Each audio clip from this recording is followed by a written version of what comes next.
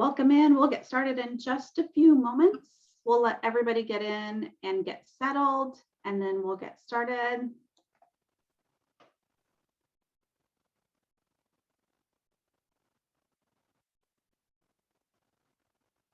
Thanks for being with us. We're going to get started in just a few moments. So you have time to grab that next cup of coffee, and we'll get started in just a second.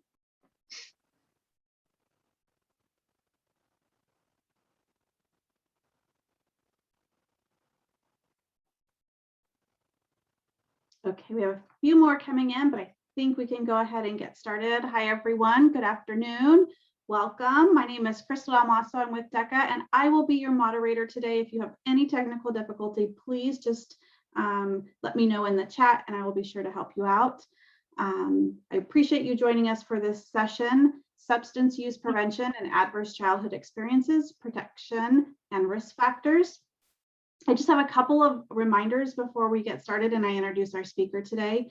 This session is being recorded and it's going to be available for you on the conference platform 1 hour after we end today. We do ask that you keep yourself muted. You should have been muted when you came in, but please keep yourself muted throughout this session unless our speaker asks for you to unmute yourself, just because we are being recorded. Make sure that you join sessions live today, because if you haven't heard already, we will be doing a prize drawing from the attendance within each session. So that's exciting. The conference is also offering free continuing education credits. So for more information about that, visit the continuing education page on the conference platform. Speaking of the conference platform, you can go there and chat in the chat box on the conference platform. So if you have questions, introduce yourself, you can go to that conference platform. There's also a chat here on the Zoom. Our speaker today will be answering all your questions at the end of his session. So please fill the chat with all of your questions. So I'd like to introduce Captain Christopher Jones. He's currently serving as the acting director of the National Center for Injury Prevention and Control. When he's not serving as the acting director, Dr. Jones is the deputy director of NCIPC. In this role, he is the primary scientific advisor to the NCIPC director and other senior staff on science issues in public health, clinical care implementation, epidemiology, biostatistics, economics, and behavioral science. In addition, he provides scientific leadership and drives the NCIPC's strategic direction by overseeing the refinement of scientific research agenda and the coordination of the NCIPC's strategic priorities of drug overdose, suicide prevention, and adverse childhood experiences.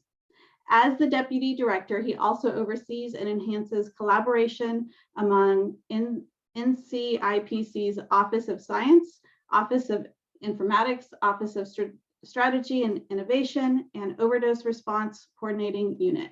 So please help me welcome Captain Jones. I will turn it over to you and let you do the speaking today. Great. Thanks so much, Crystal, and thanks for everyone who has joined. I'm excited to talk about the intersection of adverse childhood experiences and substance use prevention. So I think it really does provide a very rich evidence-based roadmap for how we can advance substance use prevention efforts.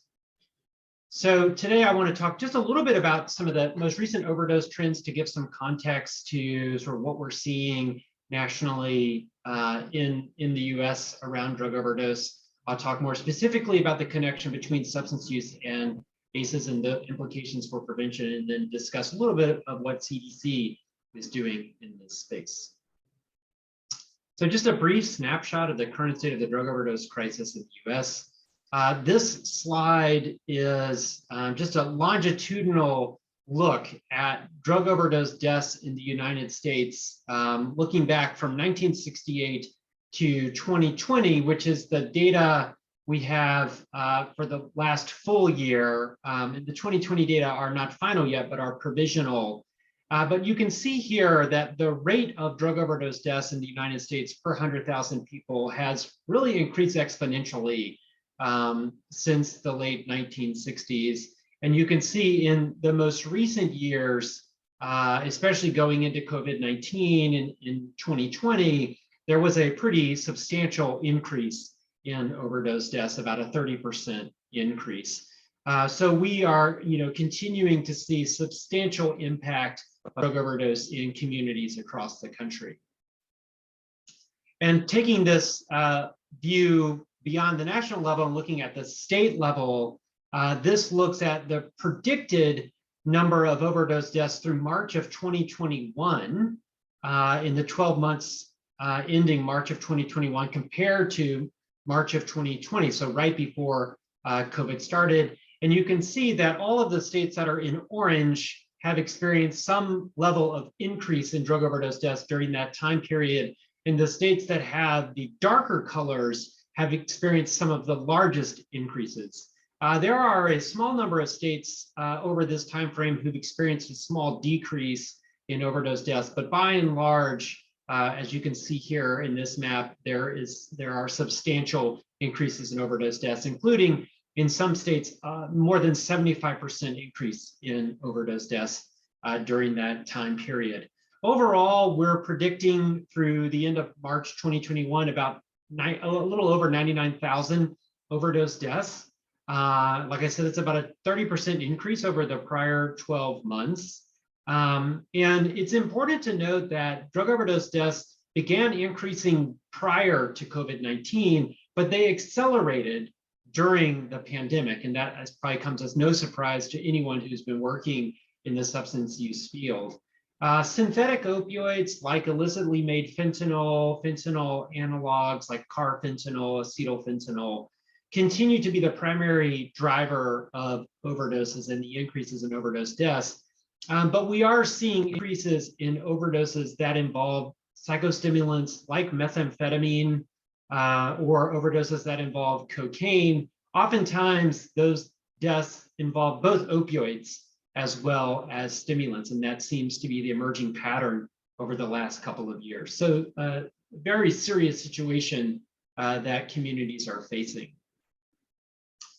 And just to briefly sort of summarize where we are, again, illicit opioids like fentanyl are the primary drivers, but we are seeing that the patterns of substances used and how they're being used is changing across the country. Again, a lot of what we're seeing is rising stimulant use with opioids, in particular increases in injection use of opioids like fentanyl or heroin, along with illicit stimulants like methamphetamine. And we have seen a westward movement of illicit fentanyl across the country where 2013, 2014, 2015, much of the fentanyl in the US was in the eastern part of the US. That has now really moved westward. And along with that, we've seen movement of methamphetamine into the Midwest, the South, and the Northeast over the same time period. And we continue to see counterfeit pills that look like commonly misused prescription drugs like prescription opioids or prescription anxiety drugs like benzodiazepines that contain illicit fentanyl. So are obviously not what people think they are and are certainly very unpredictable about what somebody might get and the level of fentanyl that might be found in those pills. We've also started to see in certain areas counterfeit pills that look like things like Adderall, which are actually pressed methamphetamine. And I think part of the reason that that's happening is that there's a much larger universe of people who misuse prescription drugs than report using illicit drugs. So from a drug market perspective, a drug cartel perspective, there's a lot more demand. There's a lot of money to be made. And I think that's helping to support the proliferation of counterfeit pills that are ending up in communities. And when we think about really youth prevention or substance use prevention, oftentimes prescription pills are what people initiate with, or at least use early on in their substance use careers, long before they might start using heroin or methamphetamine. And so the fact that there are these highly potent lethal pills in communities is a really important message to get out to individuals that you don't know what you might be getting. in counterfeit pills. We also continue to see that there are other illicit substances like various benzodiazepines, which medically are used for anxiety or sleep aids. These are sort of similar to illicit fentanyl, that they're not coming from the pharmaceutical supply chain, but they are illicit synthetic designer benzodiazepines that are showing up. They can be much more powerful and potent than some of the more traditional benzodiazepines, causing problems with other folks. And this all really creates an environment of unpredictability among people who are using substances, which we know increases risk for overdose and drug-related harms. So what do we do, knowing that we are in a very difficult situation that is, now a multi-decade overdose crisis? And there are certainly activities like expanding harm reduction, the use of naloxone, fentanyl test strips, overdose prevention education, expanding access to treatment for substance use disorders, for opioid use disorders, and other services to help people sustain and achieve long-term recovery, in intervening as early as possible with individuals who are at high risk for overdose, and then continuing to improve our surveillance to be able to understand how substance use patterns are changing. And those are all very critical efforts. But I think another area of opportunity, and the focus of my talk today, is really thinking about how we can get more upstream. How can we reduce the number of people who are initiating substance use in the first place? And I think that gets to looking at upstream prevention around addressing adverse childhood experiences. I think it's a really key opportunity in the prevention space. So what are adverse childhood experiences, or ACEs? At CDC, we define ACEs as potentially traumatic events that occur in childhood up to the age of 17 or so, that have the potential to have a lifelong impact. And some people might call this early adversity or childhood trauma. We have typically used the term ACEs at CDC. And historically, we've defined ACEs as physical, emotional, sexual abuse, physical, emotional neglect, or household challenges like mental illness in the home, domestic violence or interpersonal violence in the home, parents getting divorced, having an incarcerated relative, or unmanaged substance use in the home. And those are the traditionally defined ACEs based on studies that were done in the 1990s to look at, if you are exposed to these events in childhood, how does that impact your health later on in life? But as the science has matured over the last several decades, we recognize that there are other events that happen in someone's life that can play out similarly to these more traditionally defined ACEs. So things like experiencing bullying, or teen dating violence, or peer-to-peer violence, or witnessing violence in your community or at your school, experiencing homelessness or death of a parent. These are all events that happen in someone's life that can produce a similar impact, but have not necessarily been the traditionally defined ACEs. I think it's also important to point out that ACEs are common. This is not happening sort of on the fringes of society or on the margins of society, but it is happening in everyone's community. So based on the best nationally available data, we estimate that about 61% of adults have experienced at least one ACE during childhood, and 1 in 6 adults have experienced 4 or more ACEs. And when we think about the impacts of ACEs, we know that even one ACE can have consequences for people engaging in health risk behaviors like substance use or having a mental health challenge or chronic disease later in life. But as the number of ACEs accumulate that someone has been exposed to, that greatly increases the risk for things like substance use later on in life. And I'll talk a bit more about that later. So the fact that 1 in 6 adults in the US report 4 or more ACEs, I think really underscores the potential for impact if we can prevent ACEs, because it has really population level reach. We also know that ACEs are not evenly distributed across the population. Some groups are more likely to have experienced ACEs. That includes most communities of color, people who have less than high school education, people who are making less than $15,000 per year, people who are unemployed or unable to work. And then sexual minority persons as well are more likely to have experienced ACEs. And we know from decades of science that ACEs have broad health impacts across the lifespan. So that can include things like substance use, mental health challenges, maternal health, risk for infectious disease, sexually transmitted infections, other health risk behaviors like drinking, smoking, substance use, chronic diseases like heart disease, diabetes, cancer have all been associated with experiencing ACEs. And then even opportunity, the opportunity to have full-time employment, to graduate from high school, having economic opportunities are also impacted by exposure to ACEs. And there are several decades of science which really concretely lay out that relationship. So how is it that these events early in life have consequences throughout the lifespan? How is it that exposure to substance use in the home, or parents getting divorced, or emotional or physical abuse or neglect, how does that increase your risk down the line for engaging in substance use, or having a mental illness, or later developing heart disease or cardiovascular disease or cancer?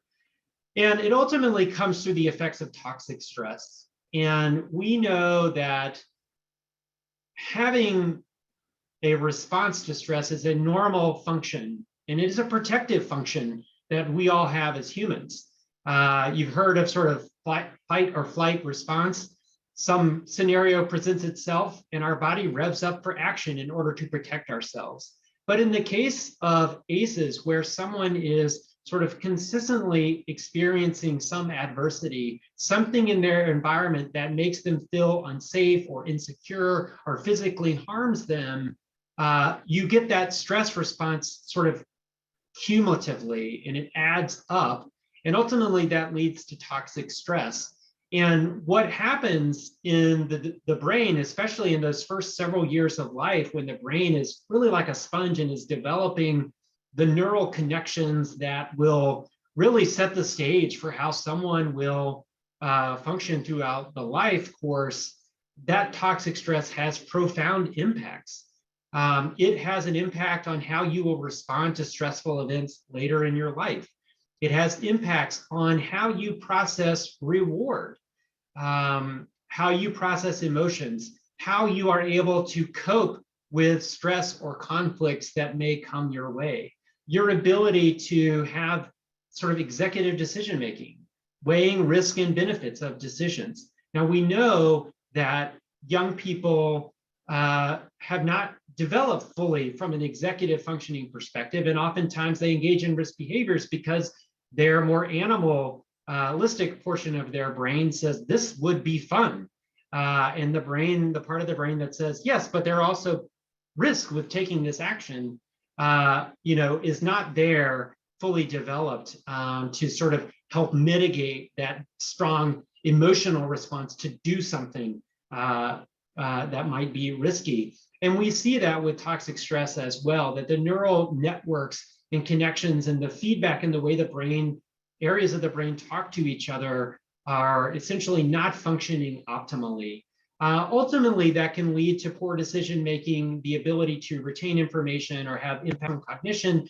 And then throughout the life course, through the toxic stress and chemicals that are associated with that and inflammation, you can even have organ dysfunction, which gets into issues of cardiovascular disease, cancer, et cetera. But I think from a substance use perspective, one of the areas that's most important to think about the impacts of toxic stress is really in emotional processing and reward circuits in the brain, which are very much connected. And if you think about someone who's been exposed to ACEs that have had no other interventions to sort of mitigate or blunt the effects of those ACEs, their reward systems are not working optimally. So, think of a kid who has experienced a very traumatic childhood. He's at school and a teacher, gives positive feedback for something done well on a test or a project. And most kids, they get a little dopamine rush because that's positive feedback. It feels good. And that would be the sort of normal functioning of the reward system in the brain.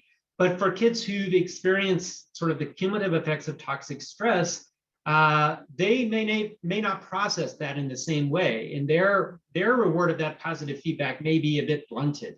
And so it is, given the large dopamine release that comes with substances, coupled with the challenges in processing emotions and sort of over responses to stress, it makes perfect sense that kids who experience adversity or toxic stress might be prone to use substances because it is fulfilling that need. It's a coping strategy.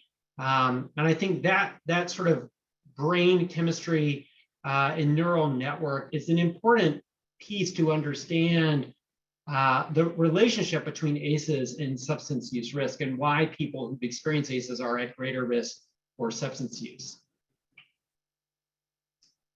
And as I mentioned, there is sort of a logical pathway, and the science has sort of provided that roadmap for how this all plays out across the lifespan. So you experience ACEs early in life, that causes disruption to the neurodevelopment, which we just talked about, which leads to social, emotional, and cognitive impairment, which in individuals where there are not interventions to help reduce the effects of ACEs can lead to the adoption of health risk behaviors like substance use, engaging in other riskier behaviors, which has an impact on life potential. And certainly if you're using substances, alcohol, smoking, we know that those are also related with the development of chronic diseases like cancer, heart disease.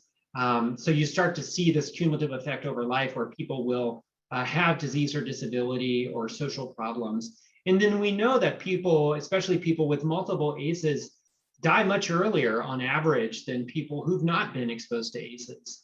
And so you can see how this sort of plays out across the lifespan. So there's a real opportunity when we think about prevention of getting upstream before the adoption of health risk behaviors, before the onset of disease or disability, that there is a real opportunity for prevention. So let's dig a little bit into the connection of ACEs and substance use. So this is results. These are results from the original ACEs study, which was published in 1998, which was a collaboration between CDC and part of the Kaiser network, where they asked adults, have you been exposed to these various adversities in your childhood? And then they looked at the health behaviors and diseases and medical conditions that these individuals had as adults. And I just picked out 4 examples from that original study, which found that however you looked at substance use, current smoking, having an alcohol use disorder, ever used illicit drugs, ever injected drugs, there is a clear relationship between having exposure to ACEs and being at risk, increased risk for those substance use behaviors. And that risk grows as the number of ACEs that somebody has been exposed to increases. And this is consistent across many, many studies of this sort of dose response relationship and the cumulative effect of ACEs. But even one ACE, as you can see here, does confer significant risk for these substance use behaviors. So we also see this in the opioid space. I know this conference is largely focused on opioids and stimulants, so I'm honing in on some of that. This comes from data from the behavioral risk factor surveillance system from 2 states, from Montana and from Florida, where adults were asked questions about misuse of prescription opioids and then their prior exposure to ACEs. And what we find here is that even after controlling for things like your age, race, ethnicity, and sex, people who experience ACEs compared to those who did not had an increased risk for prescription opioid misuse. And that was consistent across both samples of states, which are obviously very different states, one very rural, one a more populous with large urban center state in Florida. We've also looked at this among people who are younger populations. So this is a recent study that was done in New York City among people 18 to 29. This was just published a few months ago, looking at the relationship between illicit opioid use and prescription opioid misuse among young adults. And you can see here on the left-hand side, this is the prevalence, the percentage of people who reported different types of ACEs. And you can see here, emotional abuse, physical abuse, sexual abuse were less common. But things like, they felt like no one in their family loved or supported them, parents separated or divorced, household member incarcerated, living with someone with a mental health problem or living with someone with a substance use problem were experienced pretty regularly by many of the individuals. And you can see here on the right-hand side, among the overall group of people who were using opioids that participated in this study, about 10% had experienced no ACEs, meaning that 90% essentially had experienced at least one ACE. And you can see here, there was pretty substantial exposure to ACEs. Almost half had experienced 4 or more ACEs. And as we saw in the previous slides, as the number of ACEs increases, the risk for engaging in opioid use behaviors also increases. And this particular study was really looking at, are people who have exposure to more ACEs more likely to engage in riskier behaviors for opioids or use opioids at an earlier age? Again, as we think about substance use prevention, this is an important point. So they found that for every additional ACE, the risk for engaging in illicit opioid use at an earlier age increased 17%. For regular illicit opioid use, it increased 14%. For injecting opioids, it was 13%, and slightly larger percentages for misusing prescription opioids, regularly misusing prescription opioids, or snorting prescription opioids. So again, these events that happen early in life clearly have an impact on the trajectory of risk for misuse of prescription opioids as well as illicit opioids. Now, switching to stimulants, very similar story. This is from a paper that we did at CDC that came out last year. And in this analysis, we were really interested in understanding the relationship between exposure to ACEs and adults using stimulants in the past year or adults that had a stimulant use disorder. And we broke that out into amphetamine type stimulants like methamphetamine, and then separately looking at cocaine use. But the story is pretty similar. What you see here on the left-hand side is that the vast majority of people had experienced at least one ACE.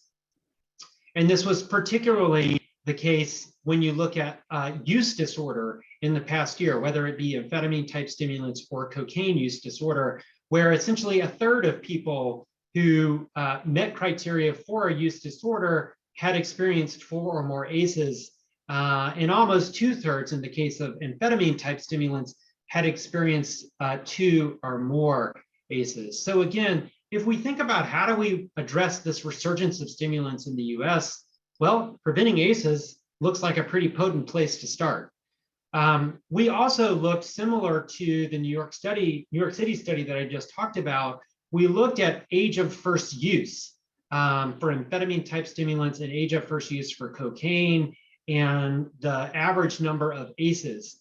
And we found, again, that people who had experienced more ACEs were more likely to engage use of stimulants at an earlier age. And that, for this study, started at 14 or younger. So again, I think that is certainly important from a prevention standpoint. The good news is that there are things that can be done to protect against substance use problems and psychological distress. And this particular study, I'm just showing it as an example, that protective factors were having resilience, having family communication, school connectedness, having a peer role model, having a non-adult, a non-parental adult role model were all protective factors. So if you think about what do we do in substance use prevention, it's a lot of those things. You know, you think about something like Strengthening Families program. There's clearly an element around parent-child relationship and communication. When you think about, a child's environment and instilling resilience and leadership skills, having role models, even if it's not a parent role model, is a key part. So there's science to undergird the fact that, yes, there's a connection between ACEs and substance use, but there's also a connection that we can do something about it, that there are protective factors that we can strengthen that will blunt the effects of ACEs, even among individuals who have been exposed to ACEs in their lifetime. So at CDC, how we think about ACEs and resilience and substance use prevention really sits within the framework of the resilience model, and thinking about really three broad categories: safe, protective, and equitable environments, the presence of positive relationships, and then at an individual level, healthy development of social and emotional competencies. And as we think about the prevention program or policy space, we often like to use this sort of tree and roots example that, in the traditionally defined ACEs, those are sort of individual or family dynamics that are at play. But other factors in the community also contribute to and can exacerbate ACEs. Things like poverty or discrimination, community disruption, lack of opportunity, housing insecurity, violence in the community. So as we think about how do we apply the science of ACEs to substance use prevention, we have to think not only about the individual that we're trying to instill resilience, but how do we think about resilience in a community, resilience within families and within networks, and addressing some of these underlying roots are a really critical part of that. And at CDC, we released a couple of years ago what we often call a technical package or a prevention resource that really synthesizes and distills the evidence base for policies, programs, and practices related to preventing ACEs based on the best available evidence. And we think that this can be a great roadmap for preventing ACEs that can also be applied to substance use prevention. And there's sort of three overarching strategies for our ACEs prevention work: strengthening economic supports for families, promoting social norms that protect against violence and adversity, ensuring a strong start for children, enhancing skills to help parents and youth handle stress, manage emotions, and tackle everyday challenges, connect youth to caring adults and activities, and then intervening to lessen immediate and long-term harms. And I'll talk about each of those in just a minute. But that's really the framework for how we think about sort of a comprehensive approach to ACEs prevention. So in the first area of strengthening economic supports for families, and I think, COVID has certainly underscored the impacts of job loss, economic insecurity, stress within a home. And if you think about things like, the child maltreatment or abuse and neglect, intimate partner violence or interpersonal violence, domestic violence in the home, or substance use or anxiety or depression, economic insecurity is sort of front and center for many of those issues. So these are sort of bigger policy actions that can be taken to think about how do we shore up economic insecurity within families. So thinking about strengthening household financial security, things like earned income tax credit or the child tax credit, other assistance programs that might be available at the federal, state, or local level, thinking about housing security for individuals, so a child has sort of a safe, stable, nurturing, and consistent environment, physical environment in which they're living. We also think about workplace-related policies, so things like livable wages, paid leave, flexible and consistent schedules. So think about a parent who has a schedule that is not consistent. So some weeks they may work during the day, some weeks they may work at night. That obviously introduces challenges, childcare, that introduces challenges for the child's ability to be with the parent, and certainly introduces some level, potentially, of instability in the child's environment. It makes it harder for them to, access other supportive environments like consistent childcare, because they may not need it one week and they need it the next week, or they need it at different times. So thinking about, how do we as communities, as policymakers, advance some of these areas to help address consistency and predictability for parents and kids. In the second area, promoting social norms that protect against violence and adversity. Again, this can take many different shapes. Oftentimes, we might think of things like public engagement or education campaigns that help to raise awareness around positive parenting or community norms or reducing stigma for help-seeking behavior. Those are all sort of critical, bigger community contextual activities that can help address ACEs in communities, individuals, and families. Also looking at legislative approaches to reduce corporal punishment. So bans are related to corporal punishment in home or school. And then there are other activities, especially in the violence prevention space, around empowering bystanders to be empowered to step in when violence is happening, various forms of violence are happening, or bullying is happening. How do we give people the right words and actions to take to disrupt something that sort of goes against what the community norms might be around violence or stigma, et cetera. So those are sort of bigger, beyond the individual approaches. The third area is ensuring a strong start for children. Again, this is such a critical area because, those first few years in life, especially thinking back to sort of the toxic stress and how the brain is so rapidly developing in the first few years of life, that having that strong foundation at home and in the environment is really critical for setting the building blocks for what will happen later in life. And so there are programs like early childhood home visitation. The nurse-family partnership is a good example of an evidence-based program that has lasting protective effects, not only for the mom or the parents who are exposed to the intervention, but also the kids who are exposed to the intervention. Increasing access to affordable, high-quality childcare and thinking about high-quality preschool and pre-K are all really critical, again, to building those, building blocks before someone gets to the traditional, kindergarten, elementary school. What are we doing to support, brain development, stable environment, a caring environment for kids in the community is really important. Oftentimes we want to start and think about, oh, we need more school-based programs. Well, that's important, but there's also an opportunity to think about what are we doing before people formally enter into the school environment. And so there are certainly opportunities in that space.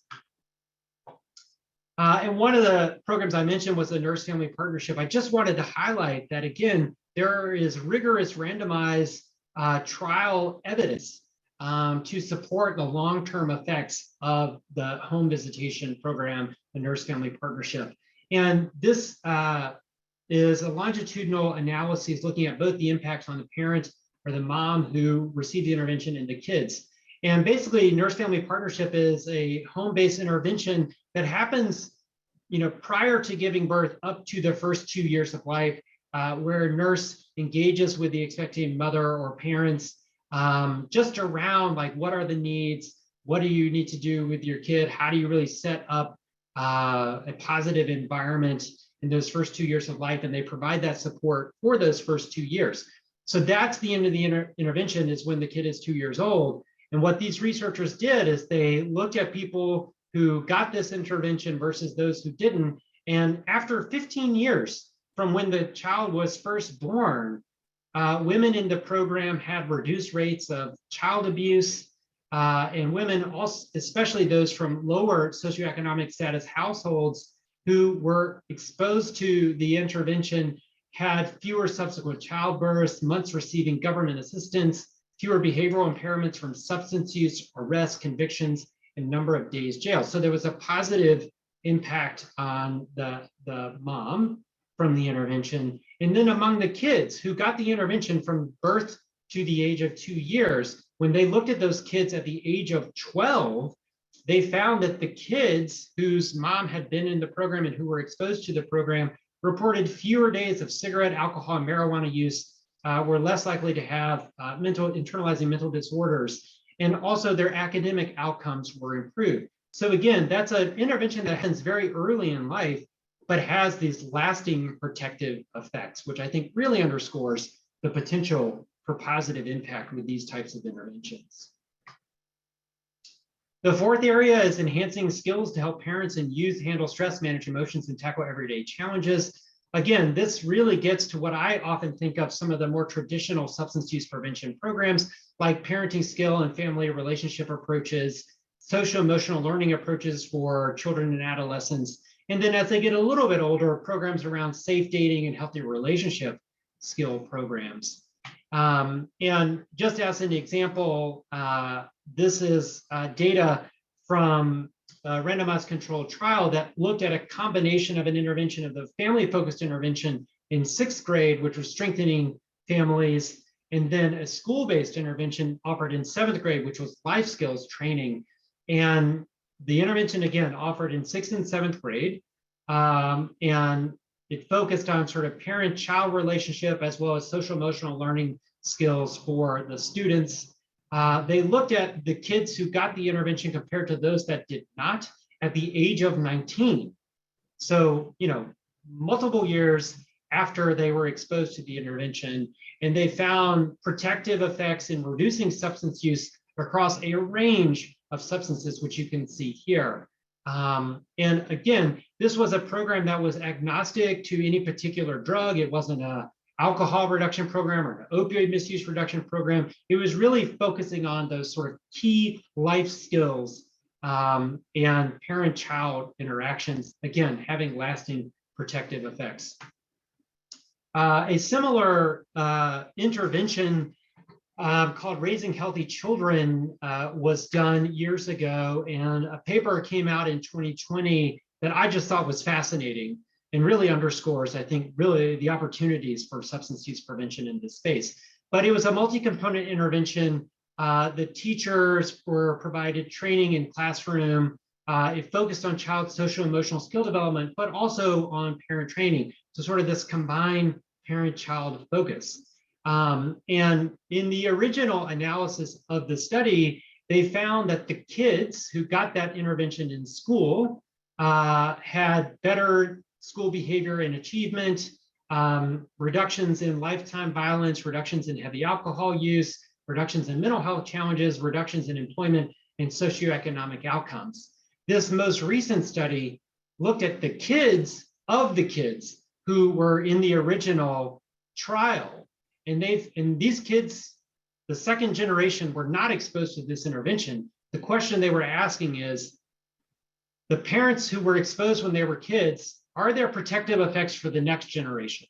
And what they found is that the offspring of the kids who had been exposed when they were young had better outcomes on child developmental functioning, behavior problems, academic skills and performance, and risk behaviors, including substance use. So again, showing this sort of spillover effect to the next generation, which again, I think is, to me, very encouraging of the power of prevention programs. The fifth area of our ACEs prevention work focuses on connecting youth to caring adults and activities. So this could be things like mentoring programs, like Big Brothers, Big Sisters, or various after-school programs where kids are in a safe environment. They're able to form relationships with non-parental adults who can be that consistent person that shows up and cares for them. If you think about a child who is in a chaotic home where the parents may not be there, they may be incarcerated, they may have active substance use, so they're not there all the time, they just can't meet the emotional needs of the child. We know that if we can provide that child with some other means to get those emotional needs met by somebody consistently showing up, showing love and caring for them, we can blunt the effects of that chaotic household. And that's really the heart of what this strategy is about. And then the last area is really more in the trauma-informed care space. So it's like, okay, so most of the other policies have really been, how do we prevent ACEs, or how do we sort of do work early on to mitigate the effects of ACEs? This strategy really focuses on how do we make sure that of those people who have been exposed to ACEs or are demonstrating health risk behaviors as a result of ACEs, how do we address those needs of individuals? And there are various evidence-based programs or policies or practices that can be utilized in this space, including enhanced primary care like the SEEK program, which essentially is doing an evaluation of the child and parent to figure out, are there ACEs related things going on in the home? How do we help connect them to the services to help mitigate and remediate those impacts? Things like victim-centered services or direct treatment services to lessen the harms of trauma. There are specific things like trauma-focused cognitive behavioral therapy or cognitive behavioral intervention for trauma in schools or multisystemic therapy that can be used to prevent problem behavior later on in life. And then family-centered substance use treatment is another area where there's an opportunity to potentially disrupt sort of the multi-generational cycle of ACEs and substance use. So what is CDC doing in this space? Well, CDC has several large funding programs that go out to state and local jurisdictions to support overdose prevention work. Our largest program is called Overdose Data to Action, or OD2A. It's about $1 billion program over 3 years, and we fund most states, 2 territories, and 16 cities and counties. And 20% of those funds go to the local level to advance prevention efforts. And as part of this funding, communities that are funded can use some of their funding to support ACEs prevention work. We're also using some of this funding to support specifically work in local health departments and with communities to do ACEs prevention. We also have a program specifically focused on preventing adverse childhood experiences called PACE, Data to Action, which currently we fund 6 states to do that work. And it is really to improve the surveillance of ACEs and to implement a multi-sector approach to ACEs prevention. But really across a variety of different efforts in the Injury Center at CDC, we are making investments to support ACEs prevention as it connects into substance use or suicide prevention. I think in the substance use prevention space, one particular area of interest is around the Drug-Free Communities program, which we administer on behalf of the White House Office of National Drug Control Policy. That's over 700 coalitions currently funded, but many coalitions that have been DFCs in the past that are still active coalitions in communities. And we are trying to better bridge in ACEs prevention work, just recognizing the synergy of that coalition model with ACEs prevention efforts. So I think there's a lot of opportunity here, and many of the talks that I give on this topic, there's a lot of energy and interest in really thinking about how do we get upstream on our substance use prevention, recognizing that we have to work to stop the large rise in overdose deaths. But if we don't think about this upstream prevention, we're always going to be chasing the deaths. And there's such a tremendous opportunity to make a difference by focusing on ACEs and upstream issues. So with that, I'll just close that, we continue to see the overdose crisis escalate and evolve. That's largely driven by an unpredictable and changing illicit drug market, as well as changing substance use patterns. And as I mentioned before, it's really critical that we expand access to treatment, recovery, harm reduction services, naloxone. But it is equally essential that we expand evidence-based prevention policies, programs, and practices. And I think there's a real opportunity to integrate ACEs prevention into that upstream work, given the real potential for public health impact on substance use and overdose. So thanks very much for your time. We do have time for questions, and I will stop sharing my screen so we can at least see each other for a little bit of time.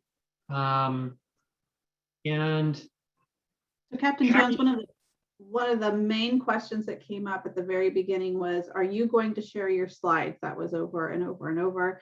Would you be putting them in the file on the platform or sharing those out? I can, yes, I'm absolutely happy to do that. if it's easiest just to put it on the file on the platform, assuming that, I mean, I'm not the most technically savvy person, but it seems fairly straightforward. So assuming that I can save the PowerPoint as a PDF and then upload it on the platform, they will be there. If I'm not able to do that, I'll connect back with Crystal and others and make sure that there's some. And we can get it up there. Yep, perfect. Thank you. That was the major question at the very beginning. Everybody wanted your slides, so that's fantastic. And then a lot of just great dialogue going back and forth. Okay. Well, happy to take any live questions that people may have.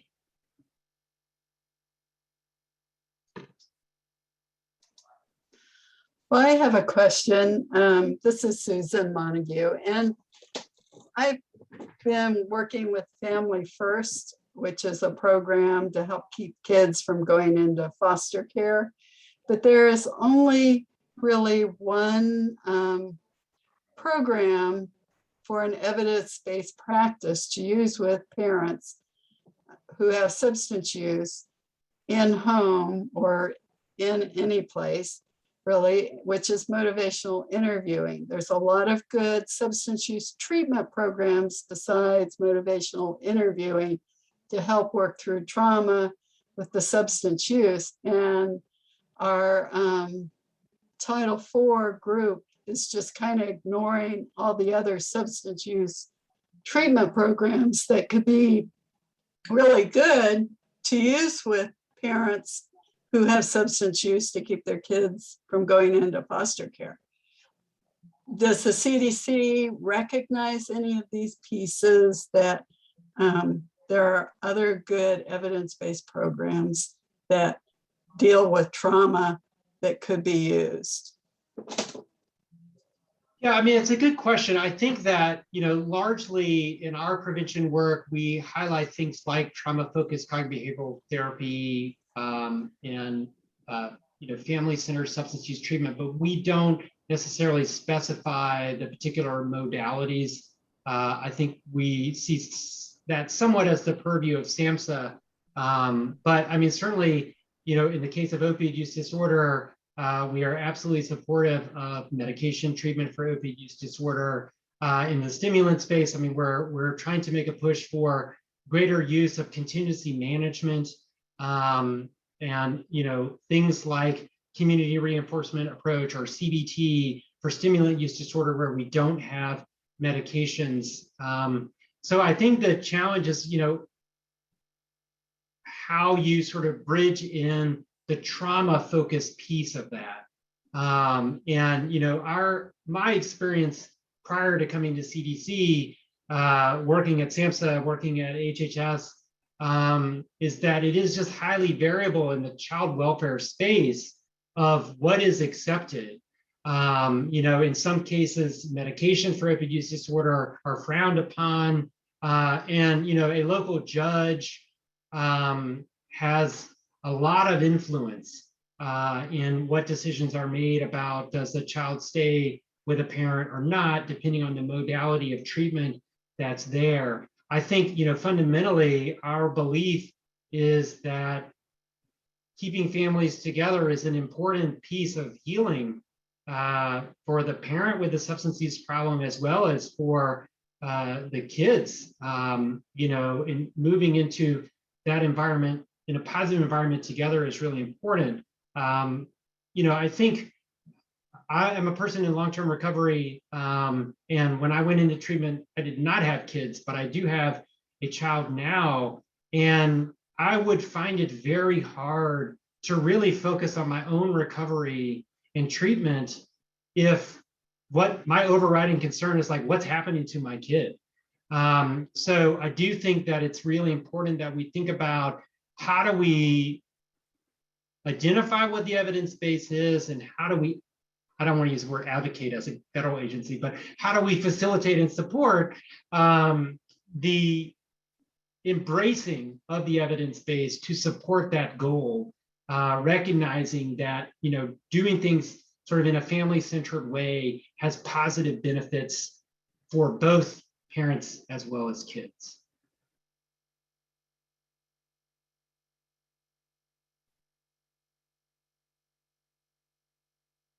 Other questions?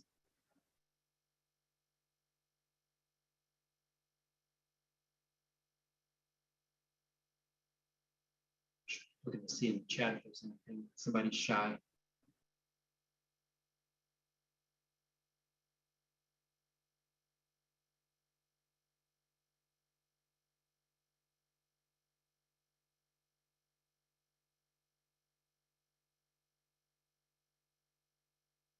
No, I don't see anything. I don't want to make you stay. I'm sure you'd like to take a bathroom break before the next one starts. So if there are no other questions, thanks very much for your attention. I'll work on loading up the slides now. And thanks for all you're doing in your communities. However you're working in this space, it is absolutely critical. So appreciate all that you're doing. Thanks very much. Thanks for speaking with us today.